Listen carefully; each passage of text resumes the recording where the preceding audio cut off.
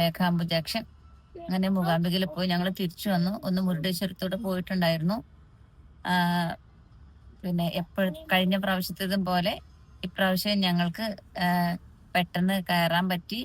കയറി കഴിഞ്ഞ ഉടനെ തന്നെ അവിടെ നടയില് ആ ഒരു കൂടില്ലേ, അതിന്റെ ഉള്ളിൽ നമ്മൾ 10-20 മിനിറ്റ് നിന്ന് പ്രാർത്ഥിച്ചിട്ടുണ്ടായിരുന്നു. ഇപ്രാവശ്യം ഞങ്ങൾ ഇരിക്കാനൊന്നും നിന്നില്ല, കാരണം ഞങ്ങൾക്ക് മുരുടേശ്വരത്തോട്ട് പോകേണ്ടതുകൊണ്ട് ഞങ്ങള് എന്താ പറയാ, പിന്നെ ഒരു 10-15 മിനിറ്റ് അവിടെ നിന്ന് പ്രാർത്ഥിച്ചിട്ട് ഞങ്ങള് പോയിട്ടുണ്ടായിരുന്നു. അതും ഒരു ദൈവഭാഗ്യമാണ്. മീൻസ് നമുക്കൊരു ഭാഗ്യമുണ്ട് എന്ന് ഞാൻ വിശ്വസിക്കുന്നു. ഇപ്രാവശ്യം എനിക്ക് മൂകാംബിക അമ്മയ്ക്ക് അണിഞ്ഞിരിക്കുന്ന വള എനിക്ക് തന്നിട്ടുണ്ടായിരുന്നു. അല്ലേ അമ്പൂട്ടാ?